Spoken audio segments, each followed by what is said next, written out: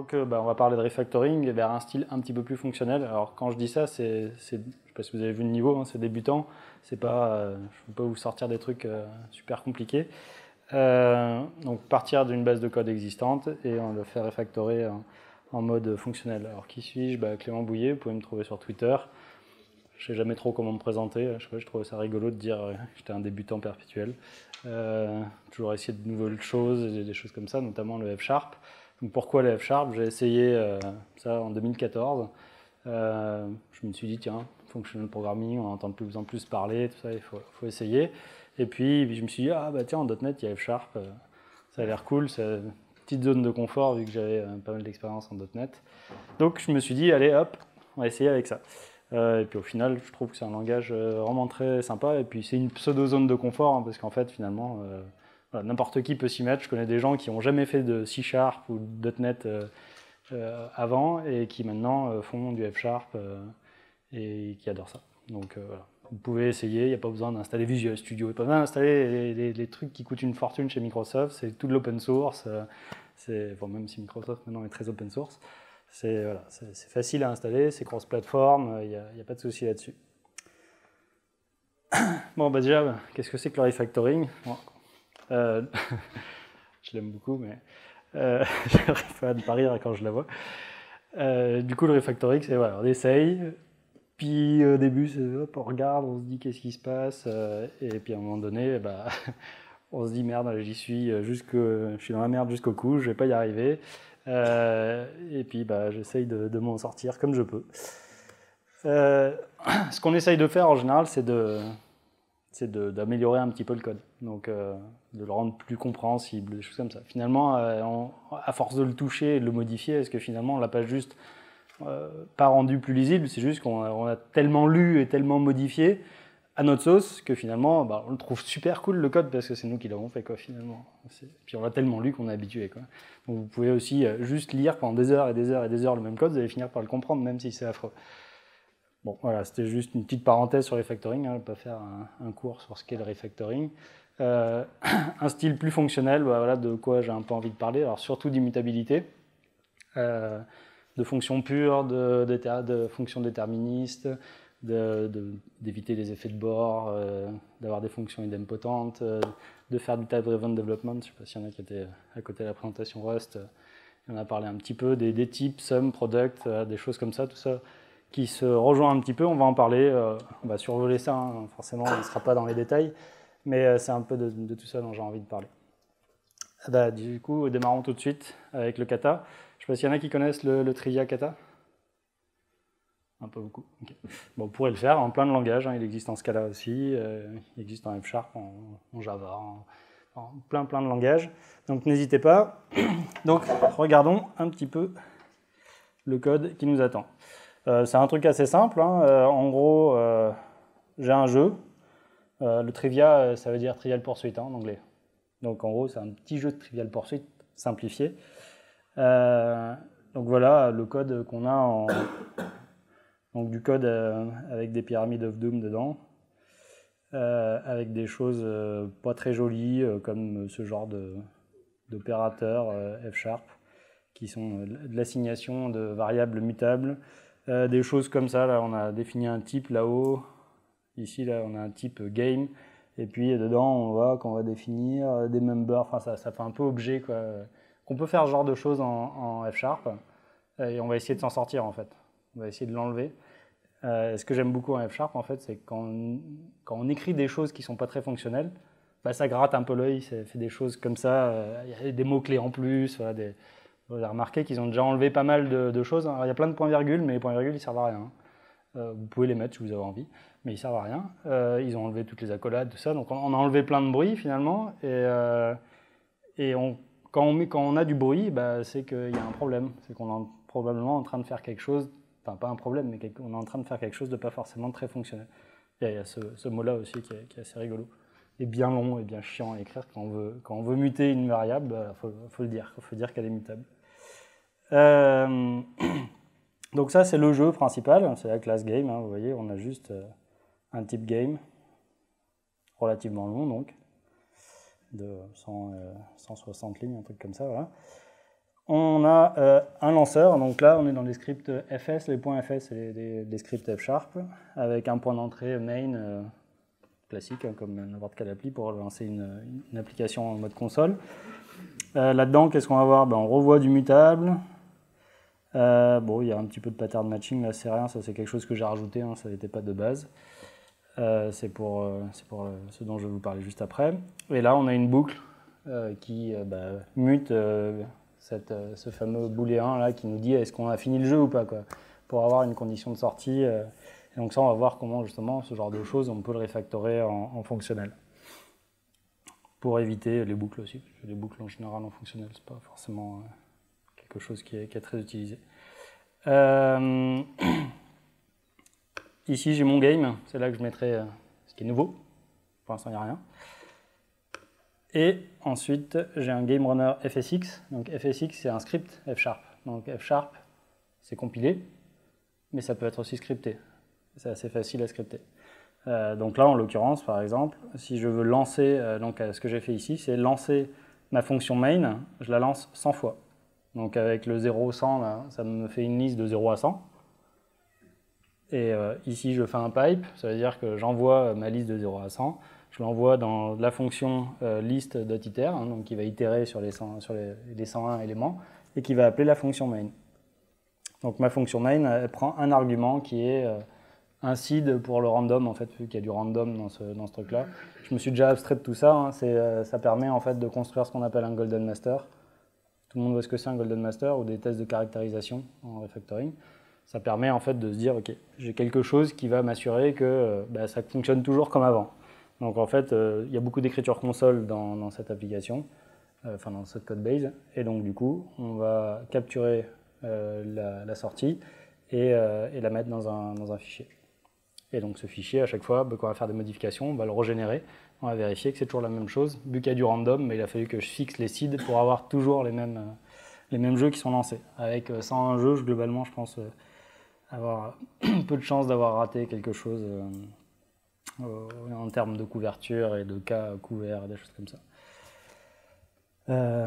Donc on laisse tous ces sujets de côté.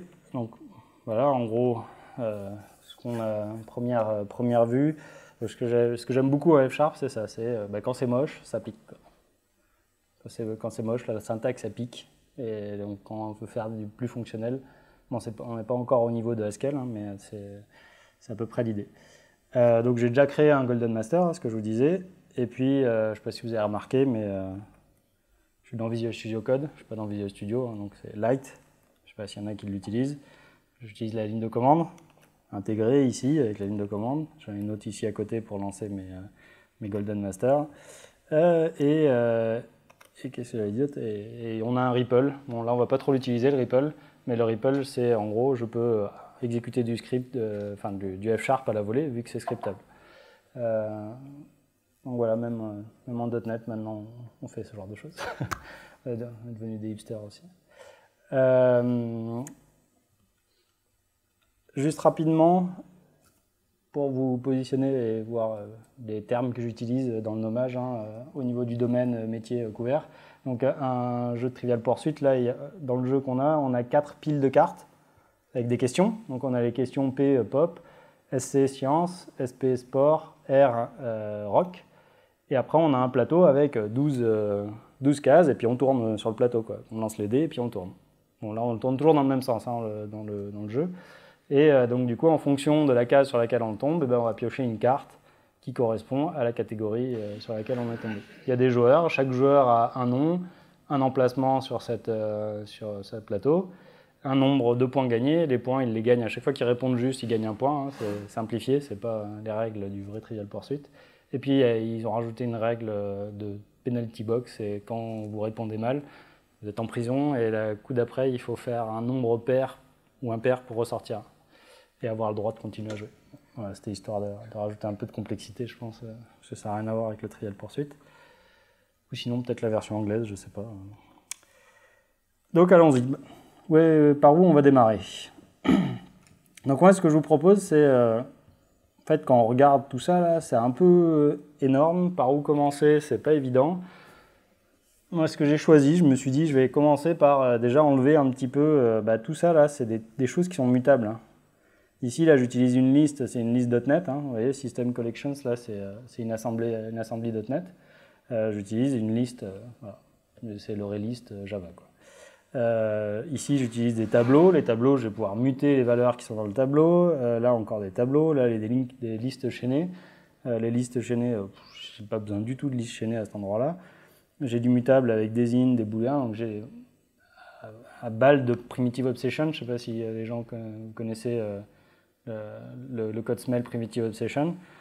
C'est en gros, on est obsédé là, par l'utilisation de primitives, c'est-à-dire des classes du framework ou des types carrément de base comme string. Donc ce que je vous propose, c'est qu'on va essayer de commencer à faire émerger quelques types et de réduire un petit peu toute cette mutabilité, ou en tout cas de la reconcentrer sur 2-3 champs, 2-3 propriétés mutables, plutôt que d'avoir un gros bazar comme ça. On va voir déjà, ça réduit un petit peu le code sur lequel on travaille. Donc là, une liste de joueurs, plutôt que d'avoir des strings, ce que je propose, c'est de dire on va mettre player. Donc quand je mets ça, qu'est-ce qui se passe automatiquement? C'est fortement typé, hein, donc tout passe en rouge là sur la droite. Alors, attendez, ce qu'on va faire. On va passer en grand. Donc sur la droite, là, on voit du rouge apparaître. Mon type player, forcément, il va falloir que je le définisse. Donc on va définir notre premier type. Et ce type, c'est ce qu'on appelle un type un record. Et un type record, en fait, c'est une classe immutable. Ça se compile comme ça, hein, en .NET derrière, vu que c'est compilé en du bytecode.NET, c'est une classe immutable, tout bêtement, avec égalité sur les membres. Du coup, c'est quelque chose qu'on écrit en je ne sais pas combien de lignes en Java ou en C#. Là, c'est écrit en 3 lignes. Donc je vais dire que c'est un name qui est de type string. Pour l'instant, je vais garder mon type string. Avec ça, voilà, j'ai mon type player. Et je vais pouvoir venir ici. Ah oui, alors du coup, ici, il va quand même falloir que je fasse un open. Voilà, comme ça, il reconnaît mon type player. Et maintenant, je vais regarder qu'est-ce que j'ai à changer. Ici, avant, je mettais juste la string directement. Maintenant, il faut que je mette un type player. Comment je fais pour faire un type player? J'ai juste à faire ça. Donc, j'ai juste à dire, j'ouvre les accolades. Tout comme j'ai défini mon type, j'ai ouvert les accolades, j'ai mis name, 2 points. Là, je ouvre les accolades, je fais name égal. Et du coup, il retrouve le type qui contient la propriété name. Alors, s'il y en a plusieurs qui contiennent la propriété name, il y a des collisions, il faut préciser, hein, évidemment. Donc par exemple, si je voulais préciser, je peux faire ça. Donc là, je dis explicitement, c'est un player. S'il y avait ambiguïté. Donc là, il y a ce qu'on derrière ce truc-là, ce qui se passe, c'est qu'il y a de l'inférence de type. Donc, je ne sais pas si vous avez déjà entendu parler. Voilà. Vous avez vu qu'il y a des endroits dans le code pas très beaux où on met les types partout. Là, on met les types des attributs, le type de retour, tout ça, c'est pas nécessaire, hein, c'est pas obligatoire en fait, il peut l'inférer, le trouver lui-même. Le compilateur n'en a pas forcément besoin. Donc là, du coup, il a inféré automatiquement qu'on était sur une classe, sur un record player. Donc c'est une classe hein, quelque part derrière, mais c'est immutable. Donc continuons, paf. Donc maintenant, qu'est-ce que je vais devoir faire? Je vais devoir mettre name ici. Hop. Pas que j'oublie les toString parce que sinon ça me fait des choses bizarres. Hop. Donc là je rajoute partout où il y a des erreurs, hein, je regarde et je rajoute .name. Donc là c'est des console writeline, je vous disais qu'il y avait plein d'écritures console. Donc ça on va pouvoir le réécrire aussi après au fur et à mesure. Donc voilà, normalement je devrais avoir quelque chose qui fonctionne. Je n'ai pas besoin de recompiler ou rien. Ce que je vais faire, c'est que je vais utiliser mon script. Donc vous voyez la ligne de commande ici, fsi command runner.fsx. Donc fsi comme F# interactive. Je lui donne mon script. Mon script, lui, il load tous les fichiers F#. Je redirige tout ça, je redirige la sortie dans goldenmaster.txt. Donc c'est le fichier que j'avais enregistré initialement. Hein, et je vérifie qu'il n'y ait pas de différence. Ah, on a un problème. C'est où que j'ai le problème? Hop, 140, j'ai oublié quelque chose. J'en ai oublié un ici. Hop. Ah bah toujours, c'est pas possible ça. Ouais, je suis pas allé jusqu'au bout du fichier. Donc voilà, on n'a pas d'erreur. Donc comme on n'a pas d'erreur, on va pouvoir continuer. On va pas commiter, on va avancer.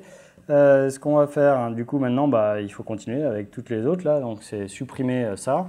Et en fait, si on regarde un petit peu le code, hein, je vous épargne le fait d'analyser tout le code, les places ici, bah, c'est très en lien avec la première place dans ce tableau, c'est la place du premier joueur dans cette liste. La même chose pour les purses, la même chose pour une penalty box. Donc on va peut-être commencer à mettre des choses en propriété sur notre player. Donc la place, on va aller mettre ça dans le player. Déjà on enlève place, on regarde vite fait. Donc j'ai ici l'initialisation. Donc l'initialisation, il va falloir sûrement la mettre ici, voire un petit peu mieux. Et si on regarde ici, bah là on a tout un tas de modifications, donc là de la mutabilité, hein, ce que je vous disais. Donc c'est pas égal, parce que égal, ça c'est l'opérateur de comparaison en F#. Donc on met une flèche à l'envers pour dire on est en train de muter. Vu que muter c'est pas bien, on est obligé d'utiliser un truc chiant à écrire. Je trouve ça assez marrant. Et si on regarde, en fait, places, c'est pas vraiment le bon nom, c'est plutôt location, hein, ce qui est affiché à l'utilisateur, c'est location. Donc dans l'esprit DDD, on va essayer d'utiliser les bons termes pour des choses qui parlent à l'utilisateur. Bon, on va utiliser un entier, c'est pas super heureux, parce que normalement c'est que de 0 à 11, hein, la position, vu que j'ai 11 places sur mon truc. J'utilise un entier, ce qui laisse le spectre beaucoup plus large. Je peux aller de 0 à maxint, enfin de moins jusqu'à plus maxint. Donc c'est pas génial, mais bon, sinon on n'a pas le temps de faire trop de choses autour de ça. Donc là maintenant, il est plus content parce qu'ici il nous dit bah, ce type-là, voilà, no assignment given for field location. Il me dit ok, je suis parti sur un type, sur le type que tu m'as donné, player, j'avais compris ça. Maintenant, il me manque le champ location. Donc là, j'ai juste à faire location égale 0. Donc ça remplace ça. Alors, c'est pas super heureux d'avoir à le mettre ici. Donc, ce que je vais faire, c'est plutôt, je vais vouloir ici dire, en gros, je veux un joueur qui démarre à ses positions initiales. Donc, je vais faire une sorte de factory method avec le player name ici. Donc ça, c'est pas défini encore. On va venir la définir ici.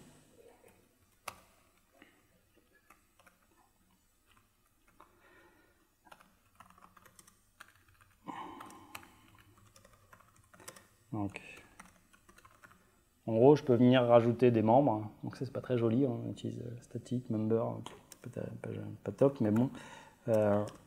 Ça permet de faire une factory method pour avoir juste le name à donner et les valeurs par défaut pour démarrer. Voilà. Ça fait comme un... Ouais, c'est pas un constructeur, c'est vraiment une factory method, si vous connaissez le pattern. Donc, ça donne toujours la même chose, ça fonctionne à ce niveau-là. Et donc, ce qu'on va vouloir faire maintenant, là, si on regarde tout ça, c'est le même bloc en haut et en bas ici, là. Un beau copier-coller. En gros, c'est quoi? C'est je bouge le joueur. Donc, je l'avance de roll. Roll, c'est le lancer de dés qu'il a fait. Et si j'ai fait dépasser le tour, bah, je suis en train de repartir à 0. Donc, du coup, je fais moins 12. En gros, c'est un modulo 12. Hein, on va l'écrire comme ça. Et à la fin, je dis où est-ce qu'il en est maintenant. Donc, ce truc-là, ce qu'on va faire, c'est on va le remplacer par...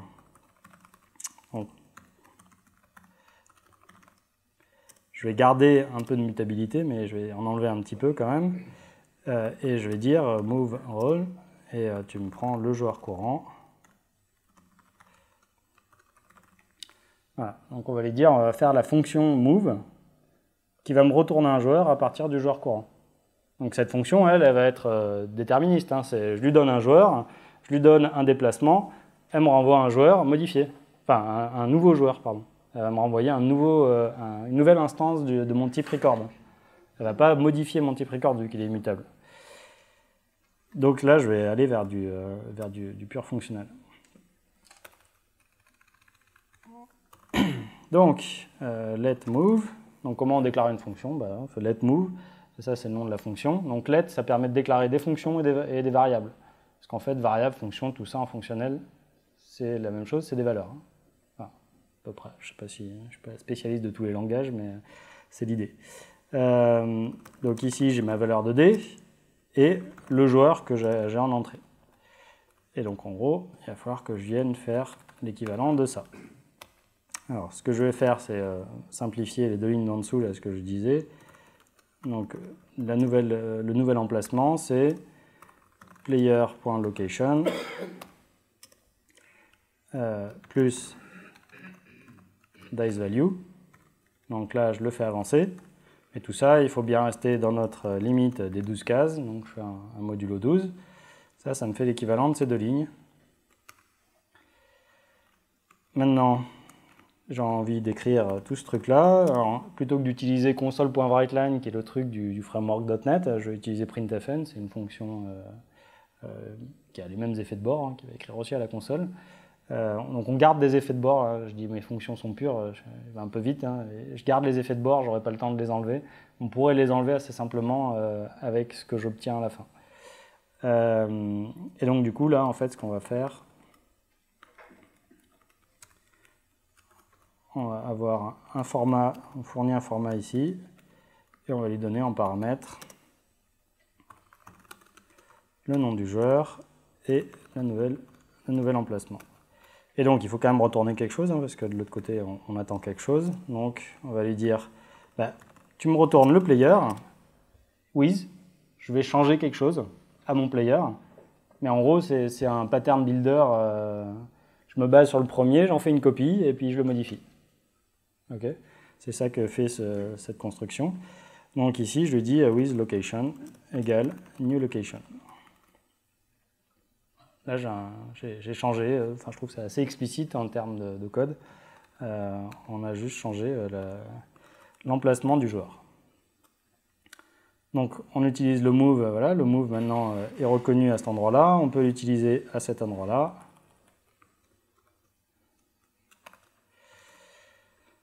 Et donc, si on lance...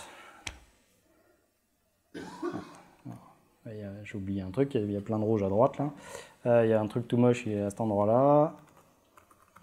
Donc c'est savoir quelle est la catégorie en cours, hein, pour savoir dans quel tas de cartes il faut piocher.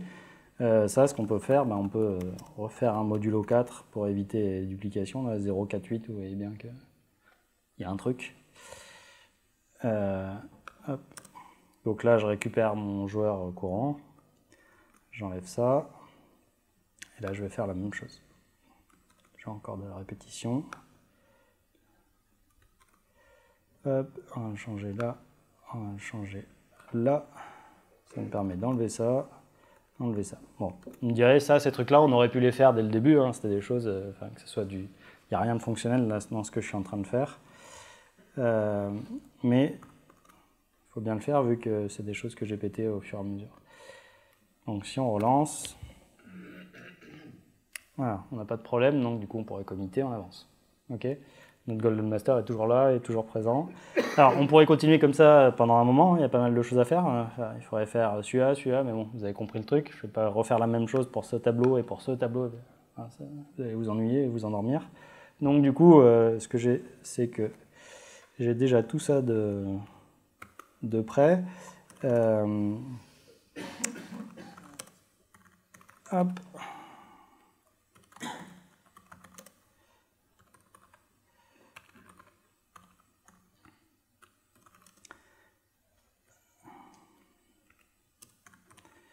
On va avancer.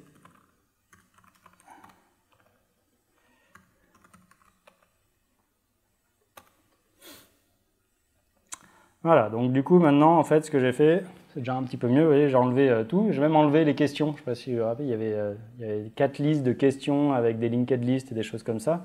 Ces linked lists, en fait ce que j'ai fait, c'est que je les ai remplacées par une liste, par cette liste ici, là, par le question stack. Et le question stack, c'est une liste qui contient une liste de questions. Okay, donc j'ai 4 piles, et chaque pile de questions, pour chacune des catégories, c'est une liste de questions. Donc j'ai une liste de questions. Et pour l'instant, je l'ai laissé mutable parce que donc j'ai réintroduit de la mutabilité, mais je l'ai quand même réduite. C'est-à-dire que maintenant, avant, j'avais plein de tableaux mutables, des classes list, linked list, tout ça utilisé. Maintenant, j'ai plus ces choses-là. Je n'utilise plus que ma liste de players, ma liste de questions. Sur cette base-là, je vais pouvoir commencer à avancer. Bon. Alors, rapidement, qu'est-ce qu'on a fait? Donc, on a essayé d'abord réduire Primitive Obsession. Ça, finalement, ce que ça nous a amené aussi à réduire la mutabilité, ou en tout cas à la reconcentrer sur la classe player et notre liste de listes là, de questions. Donc, comment on a fait ça? J'ai utilisé des record types. Donc, les record types, c'est un type, ce qu'on appelle un type produit. Pourquoi un type produit? C'est que la cardinalité du type, c'est-à-dire le nombre de valeurs possibles portées par ce type, c'est le nombre de valeurs du premier attribut fois le nombre de valeurs de la deuxième, fois le nombre de valeurs de la troisième, fois le nombre de valeurs de la quatrième. Alors, je sais pas, ça vous semble assez logique sur une classe, quoi. Si j'ai 4 attributs, que chaque attribut peut avoir 100 valeurs, j'ai 100 fois 100 fois 100 fois 100 fois 100 possibilités d'objets constructibles avec ça. Donc il faut essayer de réduire en général cette cardinalité, parce que si je représente des états impossibles avec un type, quelque part, à un moment donné, je ne suis pas à l'abri qu'en faisant un bug, je tombe sur un cas qui ne devrait pas être là et qui génère d'autres bugs, et ça, ça génère de la complexité accidentelle. On inviterait à lire un article là-dessus, très intéressant. Voilà, donc j'ai remis rapidement sur les slides ce qu'il y avait comme propriété d'un record type. Et donc on va pouvoir continuer et commencer à se dire, ok, si on s'attaquait maintenant à enlever cette mutabilité, comment on va faire pour enlever la mutabilité du jeu? Parce qu'en fait on ne veut plus, on veut vider ce type game, là on veut l'enlever. On ne veut plus que des fonctions et des types immutables. C'est un peu, en tout cas c'est mon objectif là pour être vers quelque chose de plus fonctionnel. Si on regarde le game runner, je peux peut-être maintenant arriver à faire quelque chose à ce niveau-là. La fonction roll, là, c'est la fonction où je lance le dé en gros, à appeler, et ensuite, de façon aléatoire, on simule le jeu, donc soit il répond bien, soit il répond mal. Donc il répond mal une fois sur 10. Et donc du coup, ces fonctions-là, forcément, a priori, il se passe quelque chose à l'intérieur du game quand on lance le dé, vu qu'il n'y a pas de retour. Donc il y a forcément des effets de bord, ces effets de bord dans la classe, certes pour l'instant ils sont confinés à la classe, vont faire que quand on va appeler wrong answer, il va se passer quelque chose. Mais il y a une forte dépendance entre les deux appels. Si on pouvait éviter d'avoir cette forte dépendance, ce serait assez intéressant. Et si on pouvait aussi faire en sorte que, en fait, on ait une espèce de cycle. C'est-à-dire que finalement, là, ma boucle while, qu'est-ce qu'elle fait? Elle fait un cycle. Elle est en train de boucler jusqu'à ce qu'il y ait un joueur qui termine. Donc ce qu'on va essayer de faire, c'est essayer d'introduire le fait que le jeu, il a un état, il a une succession d'états, jusqu'à ce qu'il se termine et qu'il y ait quelqu'un qui gagne. Et puis on va peut-être commencer déjà par définir son état initial.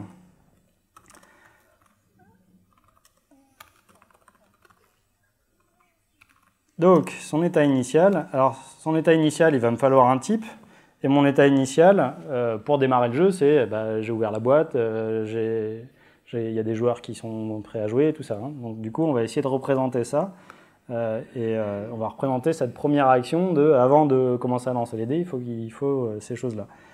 Donc en fait, quelque part, ce que je vais essayer de faire, c'est de remplacer cette partie-là. C'est-à-dire, là, c'est quelque part une façon objet de dire « je suis en train d'ouvrir la boîte ». Ça, c'est une façon objet de dire « je suis en train de rajouter un joueur qui s'appelle Chet, Pat et je suis ». Donc là, comment je vais le représenter? Je vais dire mon premier état initial, c'est le jeu, il sort de la boîte. Je sors le jeu sur la table. Et une fois que j'ai sorti le jeu de la boîte, donc ça, le pipe supérieur, il y a des ligatures, c'est pour ça que ça fait des petits triangles jolis. Ça permet de dire, je prends ce qu'il y avait avant et je le mets, c'est comme un pipe en Unix. Et donc du coup, je vais dire, ok, maintenant, je peux inviter des joueurs. plutôt que d'ajouter des joueurs, je vais plutôt inviter des joueurs à jouer. Hein. Donc je vais dire, chat, vas-y, viens jouer. Hop. Je vais inviter Pat et Sue. Donc ça, c'est ce que j'aimerais bien avoir pour avoir quelque chose d'équivalent à ça. Mais un petit peu plus explicite, moi, je trouve. Un peu plus... C'est quoi la différence avec le point où ça sur ton Salle ouais. Parce que tu pourrais aussi bien dire mon nouveau jeu, point invite player, point invite player. Alors, du coup, ma fonction ne serait pas définie au même endroit. C'est-à-dire qu'invite player, ça va être une fonction qui prend en entrée qui prend en deuxième argument. En fait, cette fonction, elle a en premier argument ça, et en deuxième argument ça.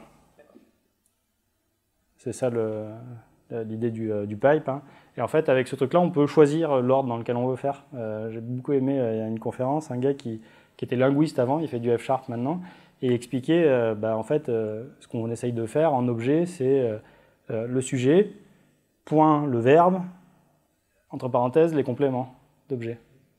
Là, finalement, ce qu'on est en train de faire, c'est on a le choix. Là, je suis en train de faire objet, pipe, le verbe, les compléments. Mais je peux aussi faire une fonction classique, quand je la déclare, c'est le verbe, le complément du verbe, et je mets l'objet en dernier. En mettant l'objet en dernier, en fait, ce que ça me permet de faire du piping, hein, et de faire ce genre d'écriture. Donc des interfaces fluentes, en fait, hein, on en voit beaucoup en objet, des interfaces fluentes. On return le this, quoi, et on continue. Voilà. Alors là, du coup, en fait, ce que j'ai fait émerger, c'est il va me falloir un type pour le game_state. Ce type pour le game_state. Donc là, c'est tous les types que j'ai rajoutés au fur et à mesure, hein, les question stack, les questions. Donc il y a des types et que des fonctions. Hein. Des fonctions presque pures au console write line près. Donc du coup, mon type, ça va être un game_state. Et mon type, au lieu d'être un record, cette fois, c'est que, en fait, il commence par... Il a plusieurs états possibles. Je crois que ce que vous appelez les case class en Scala. Il va avoir un game out of the box. Donc ça, c'est son premier état possible. Donc le pipe, il fait penser au ou, c'est exactement ça en fait. Hein. On appelle ça aussi un type ou un type par rapport au type product qui était le record. Là, c'est un type sum.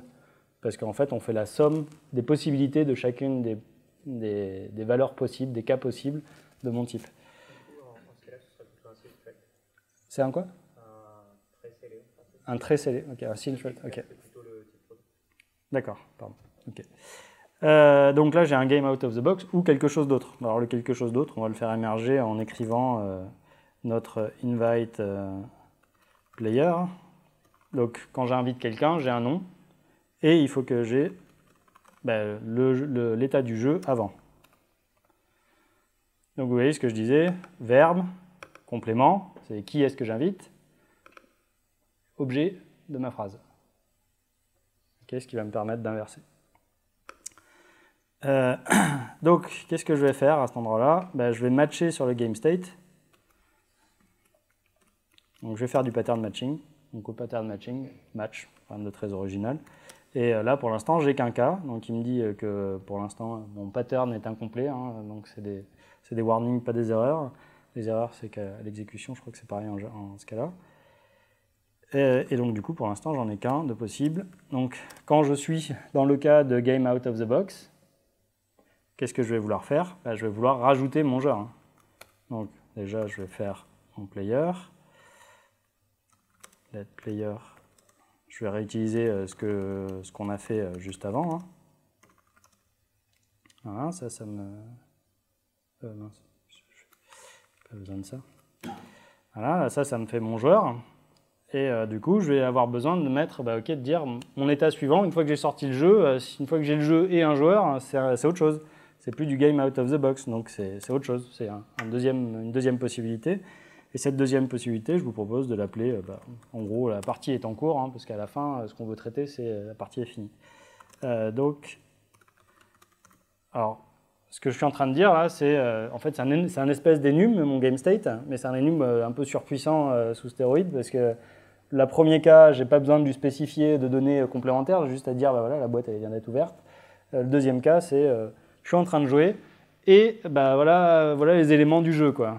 Et donc mes éléments du jeu, c'est ce que je vais appeler un tour de jeu, parce que bah, à chaque fois que je vais jouer, quand je vais faire mon truc récursif, je vais passer d'un état de jeu A à un état de jeu en cours B, à un état de jeu en cours C, et d'une fois à l'autre, bah, qu'est-ce qui se passe? C'est que je suis en train de changer le joueur courant, je suis en train de filer les dés à quelqu'un différent à chaque fois.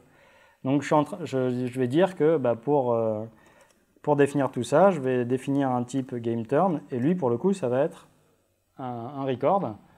Donc là, en fait, je suis juste en train de dire que playing contient bah, voilà, un certain nombre de propriétés. Et donc ces propriétés, bah, il va me falloir le joueur en cours. Donc le joueur en cours, ça va être un player. Je réutilise mon type player que j'ai déjà défini. Les joueurs suivants, parce que forcément, pour pouvoir calculer à qui c'est après, bah, il me faut ça. Hein. Donc ça a une liste de joueurs ordonnée. Hein. Voilà, c'est pas tip-top d'un point de vue type-driven development, mais voilà. Et du coup, ce que je vais faire, c'est... non, c'est bon, je vais m'arrêter là, ça suffit. Donc ici, je vais dire playing. Donc playing, bah, le joueur, c'est celui que je viens de créer. Hein. Et les autres joueurs, bah, il n'y en a pas pour l'instant. Je suis sur le premier joueur. Donc là, mon game state est repassé en attention, ton pattern matching il n'est pas complet, tu as rajouté un cas et il n'est pas traité. Donc le deuxième, si j'exécutais, j'aurais une erreur. Hein. Donc il faut que je traite le deuxième cas. Le deuxième cas, c'est playing. Donc je vais gérer le playing. Donc, hop, on va appeler ça. Et donc le playing, bah, qu'est-ce que je vais faire? C'est je vais continuer à renvoyer des playing, c'est-à-dire je suis prêt à jouer, quoi. Et il est prêt à jouer avec bah, le joueur, je ne vais pas le changer en fait. Je n'ai pas envie de changer le joueur qui joue en premier, par défaut là, dans ce qu'ils ont dans leur implémentation, c'est le premier qui s'est mis. Hein. Le premier qui s'est mis, c'est le premier à jouer. Donc je vais partir de G, je vais partir de mon playing que j'avais avant, donc, qui a été construit ici ou récursivement au nombre de invite players que je fais, et je vais réutiliser mon with. Je vais dire, ok, bah, maintenant j'ai des joueurs suivants. Je suis en train de rajouter un joueur.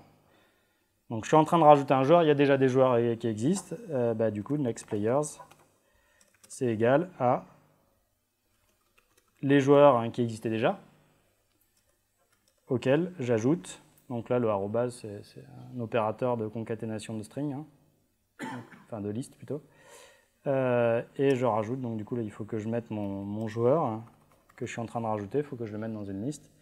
Voilà. Du coup, là j'ai normalement mon code qui fonctionne. Lui, il lui faut un petit open. Voilà. Voilà. Ok, donc là, ça passe. Ce qu'on peut faire, c'est bah, pour vérifier, parce que là, pour l'instant, ça ne fait rien d'extraordinaire. Ce qu'on va faire, c'est enlever les console write line ici et vérifier si, quand je les mets de l'autre côté, ça marche encore. Donc, hop. Il va me falloir ça. Là, en fait, je vois que je retourne toujours un playing. Donc, ce que je vais faire, c'est je vais plutôt enlever playing. Donc, si j'enlève playing, ça veut dire qu'en fait, je ne suis plus en train de faire un playing de game turn, mais je suis en train de faire un game turn. Donc, en fait, qu'est-ce que je suis en train de faire? Je suis en train de construire le premier état de jeu pour démarrer. Donc, c'est mon premier tour que je suis en train de construire. Donc, je suis en train de construire mon premier tour, et maintenant, ça va me permettre d'écrire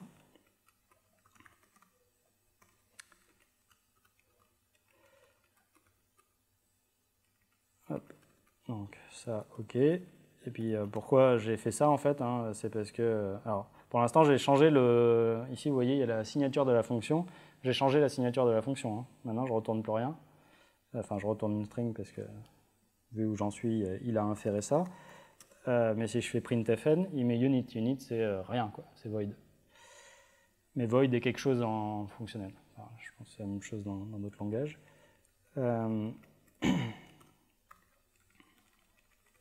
Et donc ici, il me faut le nombre de joueurs. Le nombre de joueurs, je regarde dans...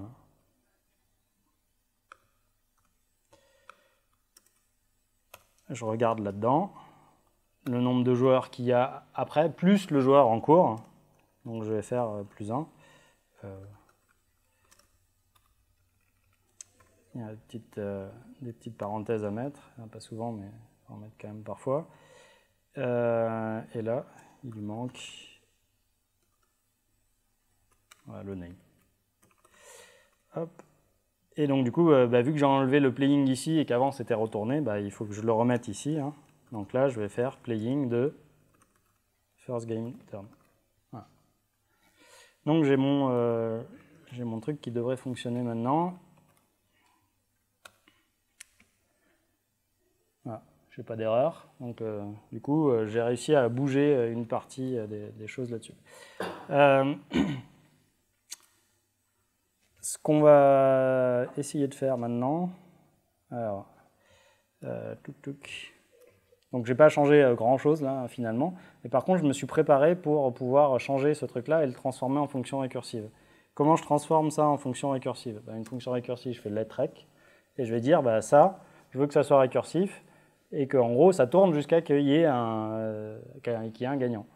Et donc du coup, ce qu'il va falloir que je fasse, c'est définir une fonction nextTurn qui va me donner donc qui va partir d'un game state, qui va faire du pattern matching là-dessus aussi. Alors là, je pourrais traiter tous les cas, mais je ne suis pas obligé. Hein. Donc en gros, ce qui m'intéresse comme cas, c'est surtout le playing. Celui qui veut démarrer un jeu avec un game out of the box, ça ne sert à rien.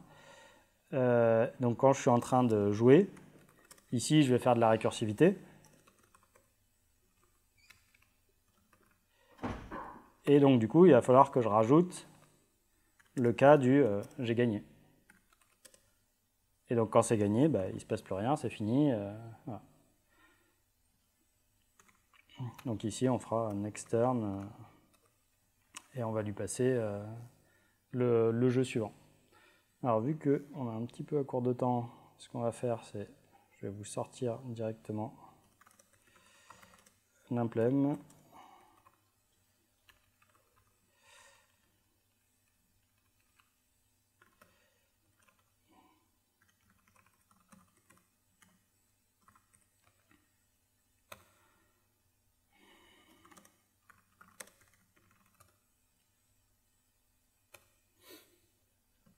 Donc voilà ce que ça va donner. Donc en gros, je vais avoir mon tour. Donc quand je suis en train de jouer, c'est que j'ai un tour. Mon tour, je vais le passer au roll, donc au lancer de dés. Mon lancer de dés, ce qui va me renvoyer,